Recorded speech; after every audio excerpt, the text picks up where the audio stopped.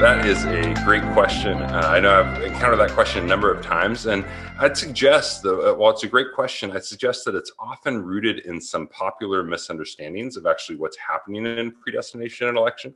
So I'd like to offer a few shifts, kind of paradigm shifts that I found from kind of a caricature to a healthier biblical vision that I think address the question on the way implicitly.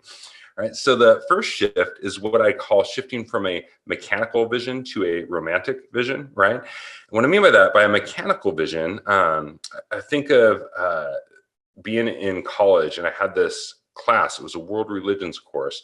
And the professor was not a Christian. I was a new Christian.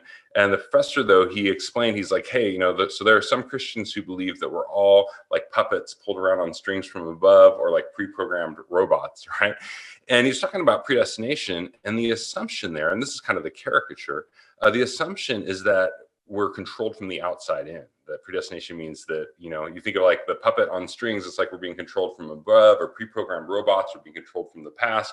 But a healthy biblical understanding is not so much that like we're controlled from the outside in, as that we are controlled from the inside out.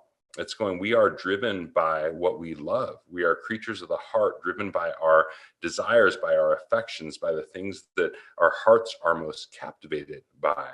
So if you think of an example, let's say you've got a vulture and it's in a room, and you put before the vulture, maybe on one side, you put like a plate with some lettuce on a head of lettuce, right? And on the other side, you put a plate with like a hunk of raw meat. And you got to go, dude, which one is the vulture going to go to? We all know it's going to go to the raw meat, right?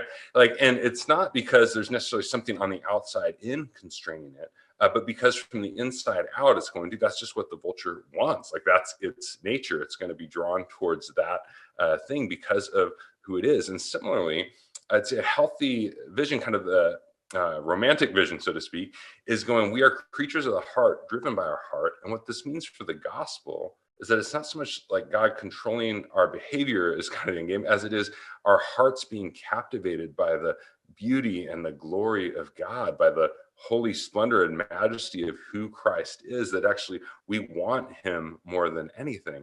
And how this relates to the question is going, when your heart is captivated by someone, you want to tell the world about them. Like if this is actually about our affections being just drawn in adoration and devotion to the majesty of who Jesus is, then that leads to mission. It doesn't contradict, it actually leads to it, because you want to lift him up and tell the whole world and share about, oh my gosh, look how great and awesome and glorious Jesus is.